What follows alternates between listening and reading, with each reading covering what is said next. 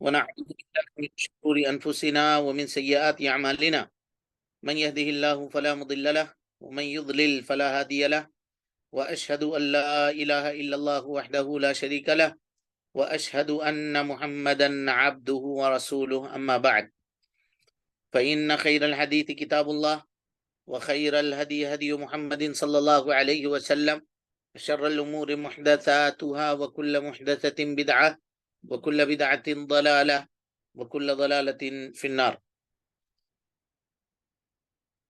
عزیز طالبات، ارکان ایمان کے تعلق سے آپ کے سامنے گفتگو ہو رہی ہے، اور اللہ رب العالمین کے فضل اور اس کے توفیق سے ان تؤمن باللہ وملائکتہ، یہ دو چیزوں کو ہم پڑھ چکے ہیں۔ اللہ کے اوپر ایمان لانے کا کیا مطلب ہے، اور فرشتوں کے اوپر ایمان لانے کا کیا مطلب ہے، اور اس کے حقوق اور واجبات کیا ہیں، اس سلسلے میں تفصیلی گفتگو کل تک کے درس میں آپ کے سامنے کی جا چکی ہے۔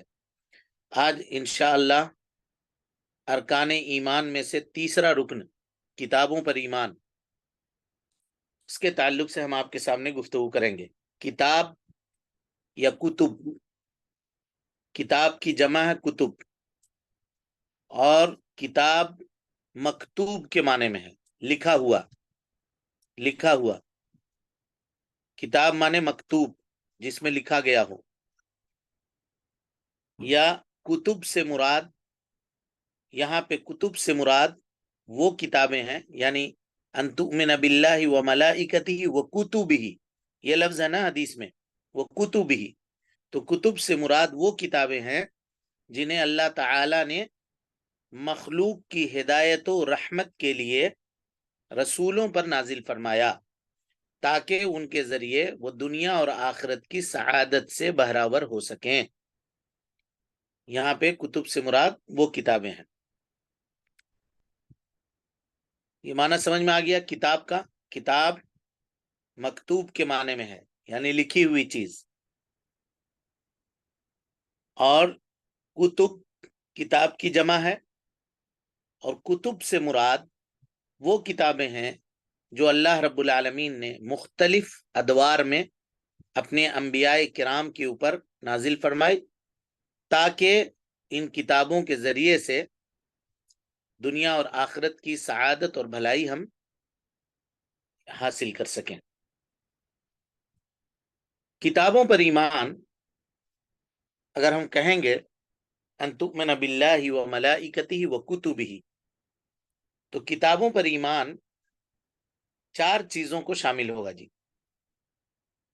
سب سے پہلی چیز، اس بات پر ایمان کہ یہ کتابیں اللہ تعالی کے جانب سے نازل کی گئی ہیں، یہ پہلی بات، یہ کتابیں اللہ رب العالمین کی جانب سے نازل کی گئی ہیں، کسی کی گڑھی ہوئی نہیں ہے، کسی نے ان کو اپنے سے نہیں لکھا ہے، کسی کاہن کا، کسی نجومی کا، اور کسی دوسرے کا یہ کلام نہیں ہے، بلکہ یہ کلام رب العالمین کا ہے، اور اللہ رب العالمین نے ان کو نازل فرمایا ہے، یہ پہلی چیز۔ دوسری چیز، ان کتابوں میں سے جن کے نام ہمیں معلوم ہیں، مثلا قرآن مجید جو حضرت محمد صلی اللہ علیہ وسلم پر نازل ہوئی، جو ہمارے اور آپ کے نبی ہیں، تورات حضرت موسیٰ علیہ السلام کے اوپر نازل ہوئی، جو بنی اسرائیل کے نبی ہیں، انجیل حضرت عیسیٰ علیہ السلام کے اوپر نازل ہوئی، جو نصارہ کے نبی ہیں، زبور حضرت داؤد علیہ السلام کو دی گئی، جو بنی اسرائیل کے ہیں۔ ان سب پر ایمان لانا، اور ان کے علاوہ جن صحیفوں اور کتابوں کے نام ہمیں معلوم نہیں ہیں، ان پر ہمارا مجمل ایمان ہوگا، یعنی جن کے نام معلوم ہیں ان کے اوپر ہم تفصیلی طور پر ایمان لائیں گے، یعنی یہ کتاب ہے، یہ فلاں نبی کے اوپر نازل ہوئی، یہ تفصیلی ایمان ہے۔ اور اس کے علاوہ بھی اللہ تعالیٰ نے کتابیں نازل کی ہیں، لیکن ہمیں یہ پتہ نہیں ہے کہ وہ کن نبیوں کے اوپر نازل ہوئی، تو ہم ایمان رکھیں گے کہ اللہ تعالیٰ نے انسانیت کی رشد و ہدایت کے لیے ان کتابوں کو نازل کیا ہے، اتنا ایمان ہم کو رکھنا ہے۔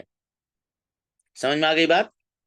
جن کتابوں کا تذکرہ، دوسرے نمبر پہ جن کتابوں کا تذکرہ قرآن مجید میں اللہ تعالی نے کیا ہے، جو تفصیل اللہ اور اس کے رسول نے بتلائی ہے، اس کو اس تفصیل کے مطابق ماننا، ان کے اوپر ایمان لانا ہے۔ اور جن کتابوں کے تذکرے ہمیں معلوم نہیں ہیں اور وہ کن کے اوپر نازل ہوئیں، جیسے صحف ابراہیم و موسیٰ، یا ان کے علاوہ اور صحیفے جو نازل ہوئے وہ کیا تھے، کس طرح کے تھے، ہمیں پتہ نہیں ہے، تو ہم ان کے اوپر اجمالی طور پر ایمان لائیں گے۔ اجمال مطلب سمجھتے ہیں جی؟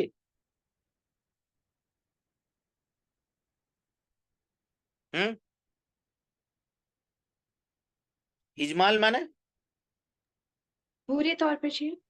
نہیں نہیں کسی نہیں، اور کے یقین پر پڑھنا۔ دیکھیے ایک چیز ہوتی ہے تفصیل، تفصیل کو انگلش میں کیا کہتے ہیں جی؟ ڈیٹیل، انفارمیشن، ڈیٹیل، ڈیٹیل میں، اور ڈیٹیل کا الٹا کنسائز، شارٹ، شارٹ میں، مختصر، مختصر طور پر ناشر۔ ہاں مختصر طور پہ تو ہوا، لیکن اس کے لیے ٹرم کیا ہے وہ جاننا اصل میں۔ جیسے عربی زبان میں تفصیل، اور تفصیل کے الٹا اجمال، تو انگریزی میں بھی کوئی نہ کوئی لفظ ہوگا نا اجمال کے لیے۔ بریف، کنسائز، بہت کنسائز، بریف، ٹھیک ہے چلیے ہو گیا، جو ہو صحیح، بس کیجئے، اب آف کیجئے، سارے لوگ اپنے اپنے مائک بند کر لیجئے، بند کیجئے مائک اپنے اپنے۔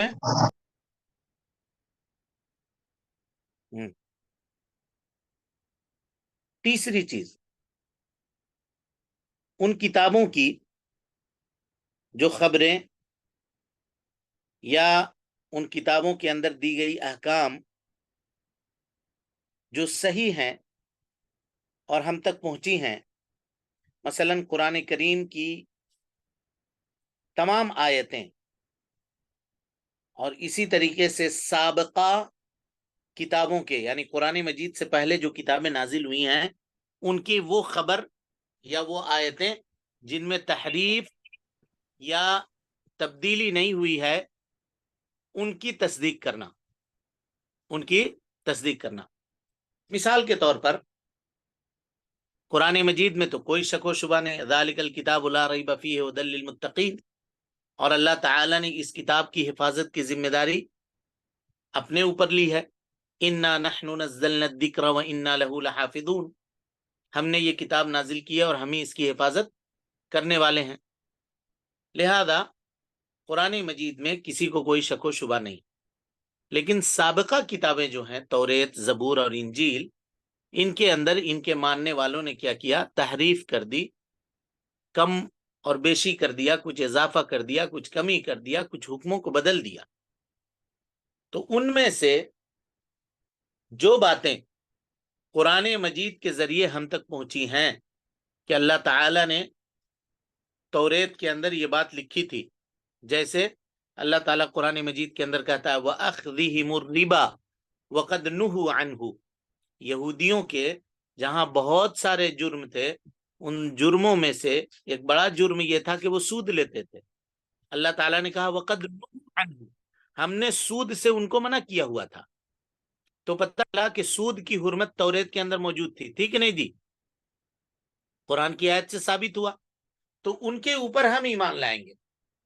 اس کے علاوہ جو چیزیں ہیں ان کے اوپر ہم اس بات کے اوپر ایمان لائیں گے کہ اللہ کی طرف سے نازل کردہ تو ہیں، لیکن یہ بھی ہم کہیں گے کہ اس کے اندر ان کے لوگوں نے تحریف کر دی ہے، تبدیلی کر دی ہے، اس کے اندر کمی بیشی کر دیا ہے۔ ٹھیک ہے، اس کے اندر کمی بیشی کر دیا ہے۔ آئی بات سمجھ میں یا نہیں آئی؟ آئی استاد الحمدللہ۔ جی جی۔ اور چوتھی چیز، یہ تیسری چیز ہوئی، اب چوتھی چیز، ان کتابوں کے تمام احکام خوشی خوشی عمل کرنا ان کے اوپر خوشی خوشی عمل کرنا جو منسوخ نہیں ہوئے ہیں، چاہے ہم اس کی حکمت کو جان سکیں یا نہیں سمجھ سکیں، چاہے اس کی حکمت ہمیں معلوم ہو یا نہیں معلوم ہو۔ اور ہم کو اور آپ کو یہ بات یاد رہنی چاہیے کہ قرآن مجید کے نازل ہونے کے بعد قرآن سے پہلے کی جتنی کتابیں تھیں، اللہ رب العالمین نے ان تمام کتابوں کو منسوخ کر دیا ہے، ان تمام کتابوں کو کیا کیا ہے؟ منسوخ کر دیا ہے، یعنی ناقابل عمل کر دیا ہے۔ اللہ تعالیٰ فرماتا ہے وَأَنزَلْنَا إِلَيْكَ الْكِتَابَ بِالْحَقِّ مُصَدِّقًا لِمَا بَيْنَ يَدَيْهِ مِنَ الْكِتَابِ وَمُهَيْمِنًا عَلَيْهِ۔ اے اللہ کے نبی صلی اللہ علیہ وسلم، ہم نے آپ کی طرف حق کے ساتھ کتاب نازل فرمائی ہے جو پچھلے کتابوں کی تصدیق کرنے والی ہے، سابقہ کتابیں جو ہیں ان کی تصدیق کرنے والی ہیں، اور ان کے اوپر نگہبان اور نگراں ہے۔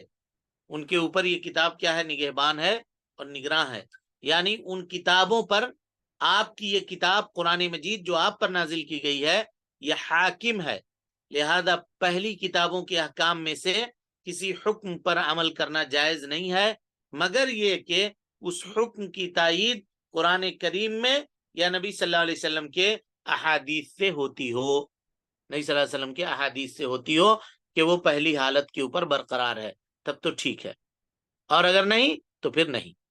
جیسے عاشورہ کا روزہ یہود رکھتے تھے، ہے نا جی، اللہ کے نبی صلی اللہ علیہ وسلم نے کہا کہ ہم لوگ بھی عاشورہ کا روزہ رکھیں گے، چلیے بھائی ٹھیک ہے، لیکن ان کی مخالفت میں ہم 9 کو بھی رکھیں گے، 10 کو بھی رکھیں گے۔ آ رہی بات سمجھ میں؟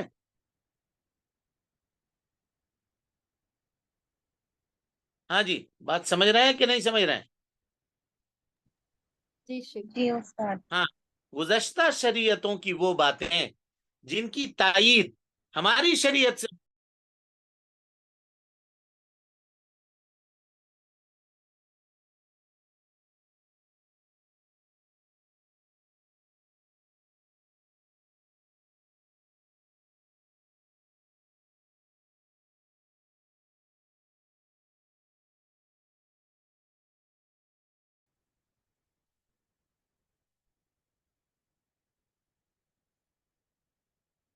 تو اتنی اب تک تو بات سمجھ میں آ گئی۔ کتابوں پر ایمان لانے کے فائدے کیا ہوں گے؟ سب سے پہلا فائدہ یہ ہوگا کہ بندوں کے اوپر اللہ تعالیٰ نے جو انعام کیا ہے، جو اکرام کیا ہے، اس کا علم ہوگا ہمیں اور آپ کو کہ اللہ تعالیٰ اپنے بندوں کے اوپر کتنا مہربان ہے کہ ان کی ہدایت کے لیے، ان کی رہنمائی کے لیے اللہ تعالیٰ کتابوں کو نازل کرتا ہے۔ دوسری چیز یہ بھی پتہ چلے گی ہمیں اور آپ کو، یہ پتہ چلے گا کہ اللہ تعالیٰ شریعت بنانے کا حق رکھتا ہے، اللہ تعالیٰ ہی شریعت بنا سکتا ہے، کیونکہ اس کے پاس ایسی حکمت ہے کہ جس حکمت کو کوئی پا نہیں سکتا، اور اس کا علم ہر چیز کو شامل ہے۔ اللہ تعالیٰ ارشاد فرماتا ہے لِكُلٍّ جَعَلْنَا مِنْكُمْ شِرْعَةً وَمِنْهَاجًا، تم میں سے ہر ایک کے لیے ہم نے ایک دستور، شریعت اور عمل کرنے کا طریقہ ہم نے متعین فرمایا ہے۔ اور اس سے کتابوں کے اوپر ایمان لانے سے ایک فائدہ یہ بھی ہوگا کہ ہم اللہ رب العالمین کے شکر گزار بندے بننے کی کوشش کریں گے۔ اب چلیے، آپ کی کتاب میں جو کچھ ہے یہ تمہیدی گفتگو تھی اس کے تعلق سے، اب یہاں جو لکھا ہوا اس کی ہم تشریح کریں گے۔ کوئی پڑھیے، بسم اللہ۔ کتابوں پر ایمان، دیکھیے کتابوں پر ایمان کہتے ہیں ارکان ایمان میں سے یہ تیسرا رکن ہے۔ کتابوں کے نزول کا مقصد بتا رہے ہیں، کہتے ہیں مخلوق کے لیے باعث رحمت ہے، ہدایت ہے۔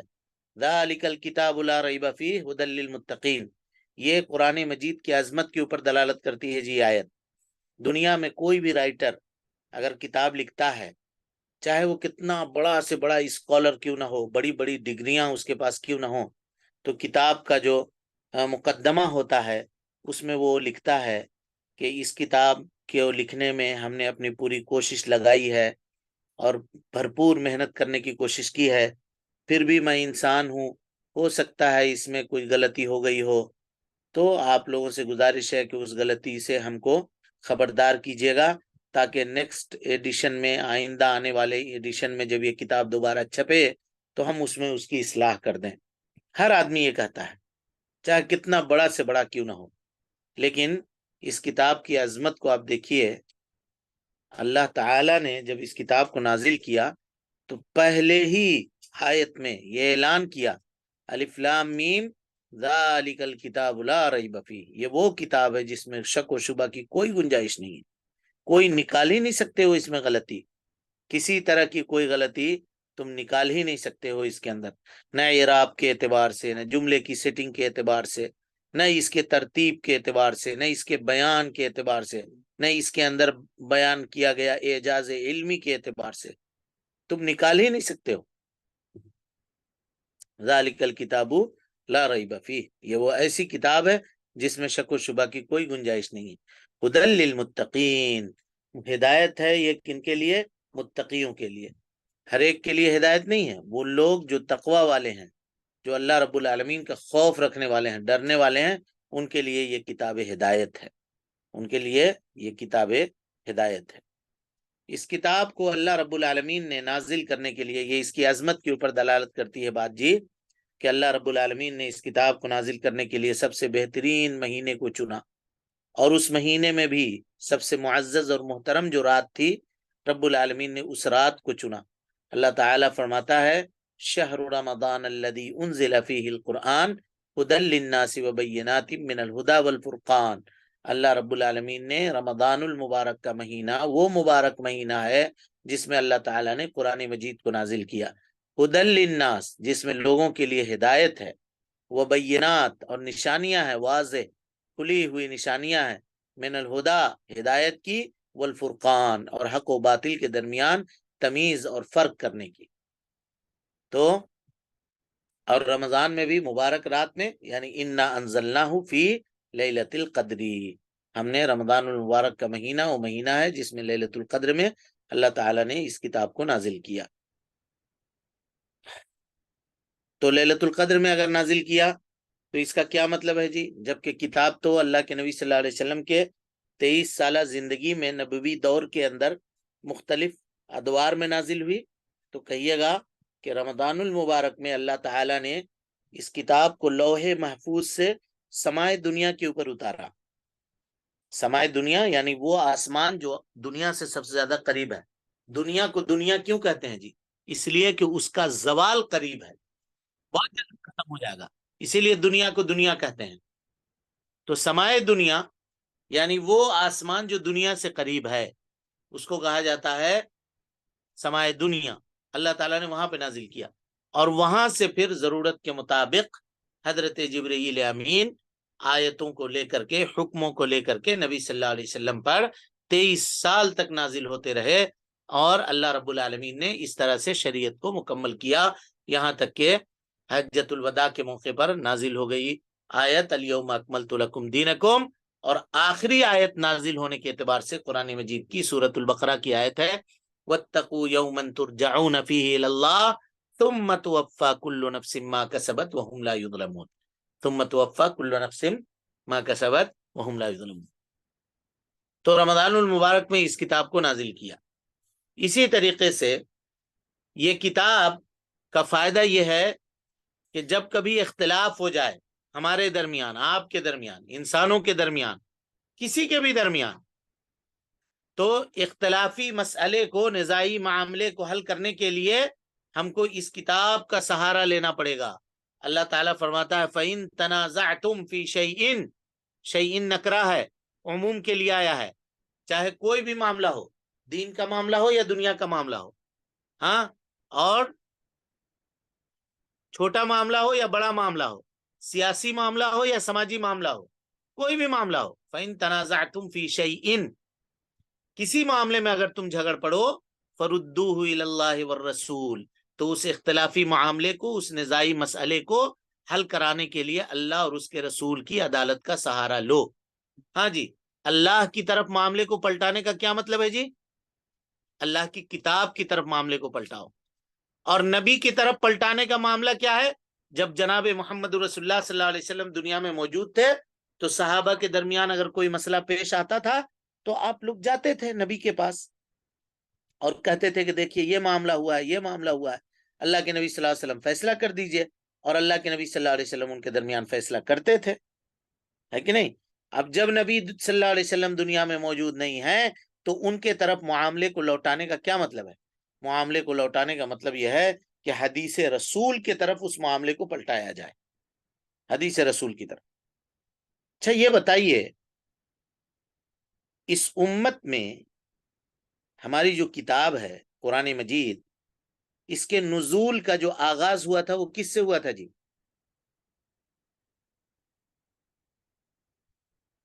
اقرا، بولیے،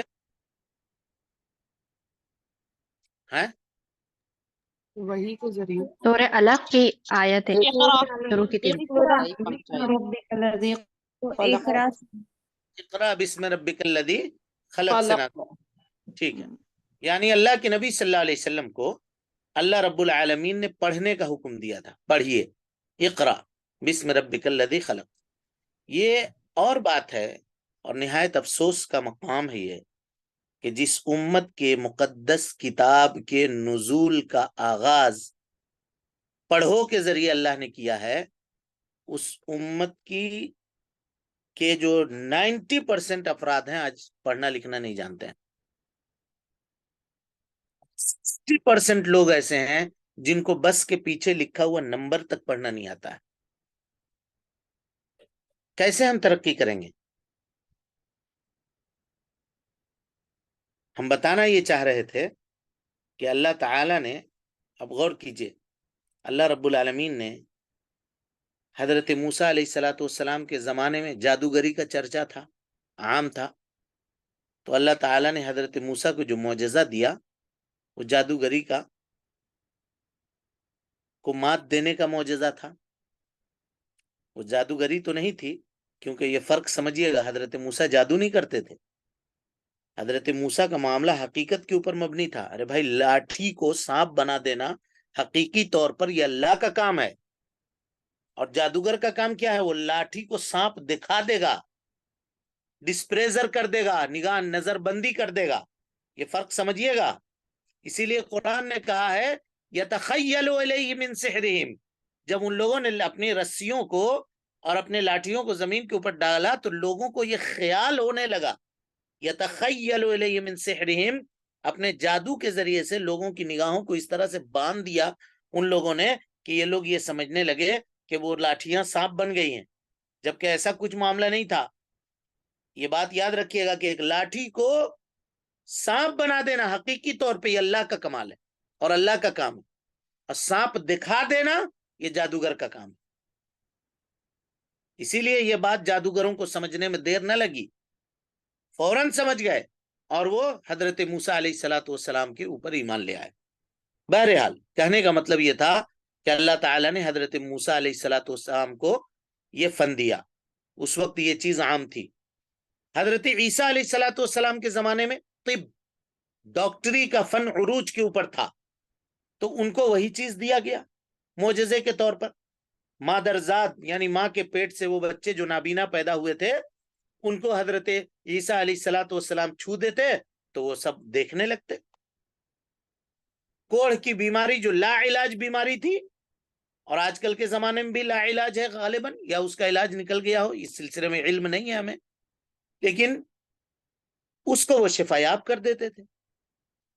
برس کا مریض اگر کوئی ہوتا جس کو سفید داغ ہو جاتا ہے، یہ بیماری بھی لا علاج ہوتی ہے عام طور پر، مگر یہ کہ اللہ تعالیٰ جس کو شفا دے دے تو اس کو وہ شفایاب کر دیتے تھے۔ حضرت عیسیٰ علیہ السلام کو یہ معجزہ اللہ نے عطا کیا۔ ہمارے نبی جناب محمد رسول اللہ صلی اللہ علیہ وسلم کے زمانے میں پڑھنے لکھنے کا نہ عروج پر تھا، اور عرب قوم جو تھی وہ اپنی زبان دانی کے اوپر فخر کیا کرتی تھی۔ ان کے جب مجالس لگا کرتے تھے تو شعر و شاعری کی مجلس ہوتی تھی، شعر و شاعری میں وہ کمپٹیشن کیا کرتے تھے، زبان و ادب میں کمپٹیشن کیا کرتے تھے، تو اللہ رب العالمین نے ان کو یہ معجزہ دیا، اور یہ بتلایا بھی کہ سنو، پڑھو، کہہ رہا ہوں پڑھو پڑھو، اس لیے کہ اگر پڑھو گے تو بڑھو گے۔ اب وہ زمانہ آ رہا ہے، یعنی یہ جو زمانہ آئے گا اے نبی آپ کے نازل ہونے کے بعد کا جو زمانہ ہے، یہ تعلیم کا دور ہے، علم کے ازدہار کا دور ہے۔ علم اتنا پھیلے گا دنیا کے اندر کہ جو جتنا پڑھنے والا ہوگا وہ اتنا اونچا مقام اور مرتبے کے اوپر فائز ہوگا. آج دیکھ لیجئے حالت کیا ہے. پڑھنے لکھنے سے حتی الامکان مسلم خواتین کے اندر جذبہ پایا جاتا ہے اور وہ محنتی ہوتی بھی ہیں, اور وہ لوگ بیچاری اپنے ضرورت کو گھریلو معاملات کو کر کے بھی محنت کر کے پڑھ لکھ کر کے وہ اچھے نمبرات سے کامیاب ہوتی ہیں. اس کے مقابلے میں ہمارے مردوں کو دیکھیے, نوجوانوں کو دیکھیے, تو کہتی ہیں وہ جو ایک عام طور پہ جو ایک لوگ ایسی قصہ یا چٹکلا کہتے ہیں لیکن ہے وہ حقیقت, کہا کہ ایک خاتون ایک نمبر میں جتنے میں لے کر کے وہ افسوس کرتی ہے اتنے میں 2-3 لڑکے پاس ہو جاتے ہیں آرام سے. علم کا جذبہ ہے, اللہ تعالیٰ ان کے جذبے کو بڑھائے اور آگے کرے. لیکن یہ بہت افسوسناک بات ہے, بہت افسوسناک بات ہے. کہنے کا مطلب یہ تھا کہ اللہ رب العالمین نے وہ ہمارے لیے وحی کا جو آغاز کیا تھا نا, اقرا سے کیا تھا, اور 23 سال کی مدت میں وحی اترتی گئی, علم و عرفان کا دریا بہتا گیا, نبی نے ہر خیر سے آگاہ کر دیا, ہر شر سے امت کو منع فرما دیا, ڈرا دیا. علم کی بساط جو آپ بچھائے تھے, دیکھیے نا, جہاں کہیں بھی رہے علم کو عام کرنا آپ نے چھوڑا نہیں. چاہے حالات کیسے بھی ہو گئے ہوں, کتنے بھی ناسازگار کیوں نہ ہو, جان کا خطرہ ہو, مال کا خطرہ ہو. یاد کیجئے اس وقت جو کتنے مسلمان تھے جی, 20 یا 30 مسلمان تھے. مکہ میں ایک گھر کو اللہ کے نبی صلی اللہ علیہ وسلم نے چن لیا, ایک گھر کو چنا. کون سا گھر تھا وہ؟ دار ارقم. وہاں بیٹھ کر کے صحابہ کرام کو آپ علم دیا کرتے تھے. یہ اس زمانے کی یونیورسٹی تھی جس کے استاذ جناب محمد رسول اللہ صلی اللہ علیہ وسلم تھے.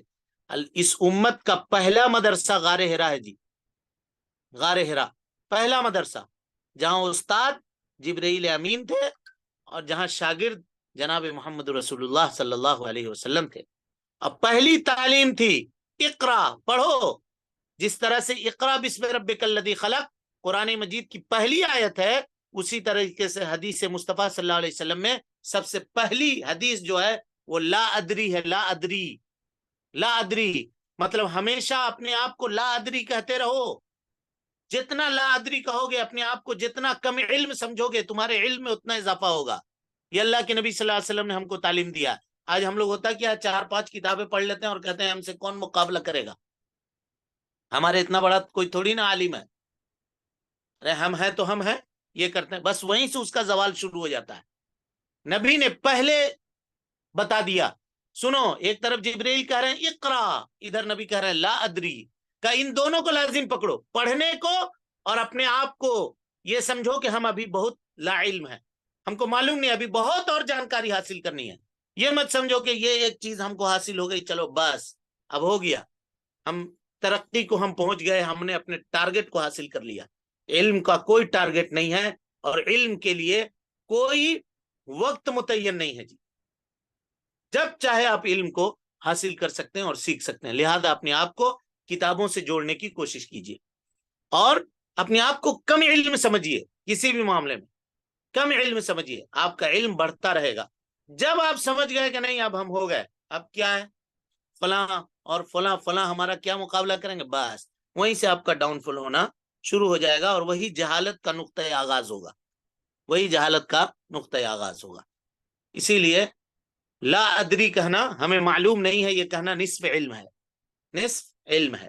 بہرحال تو اللہ کے نبی جناب محمد رسول اللہ صلی اللہ علیہ وسلم کے اوپر وحی کا آغاز اقرا بسم ربک الذی خلق سے ہوا, اور آپ صلی اللہ علیہ وسلم نے لا ادری کہہ کر امت کو یہ تعلیم دیا کہ تم جتنا بھی جانکار ہو, پڑھنے والے ہو, اپنے آپ کو کم علم سمجھو. امام شافعی کہتے ہیں کہ جب جب میں نے کوئی نئی کتاب پڑھی ہے تب تب مجھ کو احساس ہوا ہے کہ میں اتنا بڑا جاہل ہوں. سوچیے آپ, امام شافعی جیسا علم کا پہاڑ جب یہ کہتا ہے کہ آج اگر میں کوئی نئی کتاب پڑھتا ہوں تو مجھ کو پتا چلتا ہے کہ میں جاہل تھا. اور واقعی اگر آپ کوئی کتاب پڑھیے گا, اس میں جو معلومات آپ کو ملیں گی تو آپ کو لگے گا کہ کاش اس کتاب کو ہم بہت پہلے پڑھ لیے ہوتے, اس میں تو معلومات کا خزانہ ہے. یہ احساس ہوگا, اپنی کم علمی کا احساس ہوگا.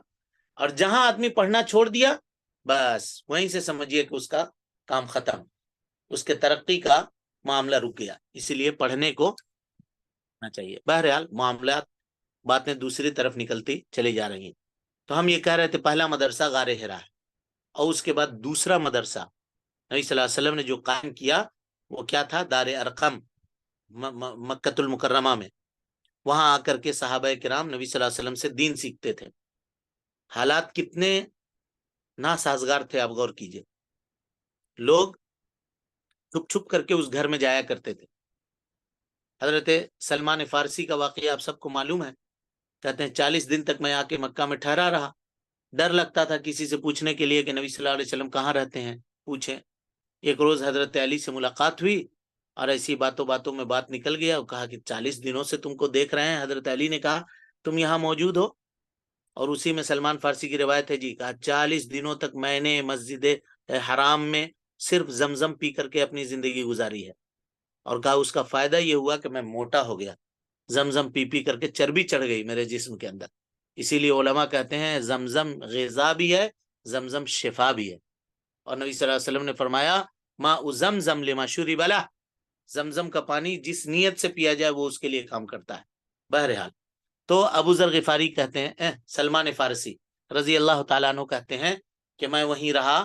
حضرت علی سے ملاقات ہوئی تو ہم نے حضرت علی سے تذکرہ کیا ڈرتے ڈرتے. تو حضرت علی نے کہا کہ اچھا یہ بات ہے، ٹھیک ہے تم ایک کام کرو، میرے ساتھ چلنا. ہم جب چلیں گے اور جہاں ہم کوئی خطرہ دیکھیں گے، دیکھیے جی کس طرح کا خوف تھا. جہاں ہم کوئی خطرہ دیکھیں گے تو زمین پر بیٹھ جائیں گے گویا کہ ہم پیشاب کر رہے ہوں، یہ دکھاتے ہوئے، اور تم نکل جانا میرے سامنے سے. یعنی اگر تم دیکھے گا کہ تم میرے ساتھ جا رہا ہے تو تم کو بہت مار مارے گا. اسی لیے تم ہم سے کوئی لا تعلقی کا اظہار کرتے ہوئے آگے نکل جانا، ٹل جائے گا تو ہم تم کو پکڑ لیں گے، تم کو لے لیں گے. ایسا کرتے ہوئے یہ لوگ گئے اور نبی صلی اللہ علیہ وسلم سے جا کر کے انہوں نے ملاقات کی. ایسے اس وقت میں بھی نبی صلی اللہ علیہ وسلم نے پڑھنے پڑھانے کو بند نہیں کیا. یہ میرے کہنے کا مطلب تھا، تعلیم کو آپ نے بند نہیں کیا. پھر اس کے بعد جب آپ ہجرت کر کے گئے مدینہ تو سب سے پہلا کام یہی کیا کہ وہاں صفہ کی بنیاد ڈالی. 60 سے 70 یا بعض لوگوں نے کہا کہ 80 اور 90 طالب علم وہاں پہ اکٹھا ہوتے تھے، جمع ہوتے تھے، اور وہاں معلم اللہ کے نبی صلی اللہ علیہ وسلم تھے اور صحابہ کرام رضوان اللہ علیہم اجمعین آپ سے وہاں علم حاصل کرتے تھے. اسی مدرسے کے فارغ ہیں حضرت ابو ہریرہ، حضرت عبداللہ ابن عمر، زید ابن ثابت، ابی ابن کعب، اور اس طرح کے لوگ، عبداللہ ابن مسعود. یہ سب اسی مدرسے کے فارغ ہیں جہاں آپ صلی اللہ علیہ وسلم نے علم دیا اور علم سکھایا لوگوں کو باضابطہ. اور صرف دینی علم نہیں جی. اب آپ غور کیجئے وہ قیدی جو بدر میں پکڑے گئے، اور جن کے پاس دینے کے لیے کچھ بھی نہیں تھا، تو اللہ کے نبی صلی اللہ علیہ وسلم نے ان کو کہا کہ تم انصار کے بچوں کو پڑھنا لکھنا سکھاؤ. ظاہر سی بات ہے کہ کیا وہ دین سکھاتے؟ مشرک تھے. دین سکھاتے؟ نہیں. پڑھنا لکھنا سکھاتے، دوسری چیزیں سکھاتے. تو آپ نے سیکھنے کے لیے کہا. کوئی علم جو نفع بخش ہو وہ فائدہ مند ہے اور شریعت اس کو حاصل کرنے کی تعلیم دیتی ہے. لیکن ہر وہ علم جس کی بنیاد تخریب کے اوپر ہو، وہ علم جس کے ذریعے فتنہ و فساد پھیلتا ہو، اس علم کو سیکھنے سے شریعت نے منع کیا ہے. لیکن خیر علم ہے، اس علم کو سیکھنے کی شریعت کیا کرتی ہے؟ تشجیع کرتی ہے. بہرحال میرے کہنے کا مطلب یہ تھا کہ نزول کا آغاز کس سے ہوا تھا؟ نزول کا آغاز ہوا تھا اقرا بسم ربک الذی خلق سے.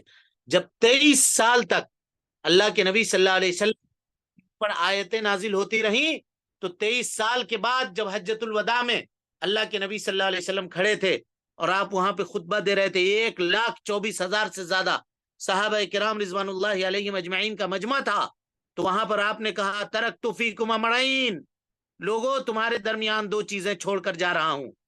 یہ اشارہ تھا کہ مجھے کہا گیا تھا پڑھو، تو پڑھنے کا یہ سوغات میں دے کر جا رہا ہوں. 2 چیزیں تمہارے پاس، لن تضلوا ما تمسکتم بہما کتاب اللہ و سنت رسولی.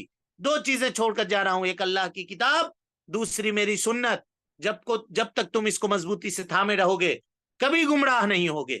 اسی کے جانب یہ اشارہ کیا ہے فَإِن تَنَازَعْتُمْ فِي شَيْءٍ، اگر کسی معاملے میں تمہارا اختلاف ہو جائے، لڑائی ہو جائے، فَرُدُّوهُ إِلَى اللَّهِ وَالرَّسُولِ، اللہ اور اس کے رسول کی طرف اس معاملے کو پلٹاؤ. ان کنتم تؤمنون باللہ والیوم الآخر، ان شرطیہ ہے اگر تم اللہ کے اوپر اور یوم آخرت کے اوپر ایمان لاتے ہو تو. پلٹاؤ. حافظ ابن کثیر کہتے ہیں کہ اگر کوئی آدمی اپنے نزاعی معاملے اور اپنے اختلافی مسائل کو حل کرنے کے لیے اللہ اور اس کے رسول کی عدالت کا سہارا نہیں لیتا ہے تو وہ اللہ کے اوپر اور یوم آخرت کے اوپر ایمان لانے والا نہیں ہے. نہیں ہے، کیونکہ اللہ نے ایماندار ہونے کے لیے یہی شرط رکھی ہے کہ تم اپنے نزاعی معاملے میں، اختلافی مسائل میں اللہ اور اس کے رسول کی عدالت کا سہارا لو. آج لوگ کہتے ہیں کہ چلو ہمارے دوسرے معاملے تو حل ہو جائیں گے، لیکن میراث کے مسئلے کو ہم دوسری جگہ سے حل کریں گے، کیونکہ شریعت نے ہم کو مردوں کے مقابلے میں آدھا حصہ دیا ہے، ہم کو دونوں کے برابر چاہیے، ہم اس سے کم ہے کیا؟ اس طرح کی باتیں کرتے ہیں. تو یہ لوگ جاننا چاہیے کہ دنیاوی تھوڑے سے فائدے کے لیے اللہ اور اس کے رسول پر ایمان کا انکار کر رہے ہیں. وہ ذالک خیر و احسن تأویلا، کہا یہ تمہارے لیے بہتر ہے دنیا کے اعتبار سے بھی اور انجام کے بھی اعتبار سے، انجام کے اعتبار سے بھی یہ تمہارے لیے بہتر ہے. چلیں، وقت مکمل ہوا، پھر انشاءاللہ آئندہ کے درس میں آپ کے سامنے پڑھیں گے. رب العالمین سے دعا ہے کہ اللہ تعالی میں اور آپ کو حسن عمل کی توفیق دے، ہم سب کی اصلاح فرمائے، نیکیوں کو قبول کرے، سیئات سے درگزر فرمائے، جب تک زندہ رکھے، دین اسلام پہ زندہ رکھے، اور جب اٹھائے ایمان پہ اٹھائے. آمین. وآخر دعوانا ان الحمدللہ رب العالمین. ہاں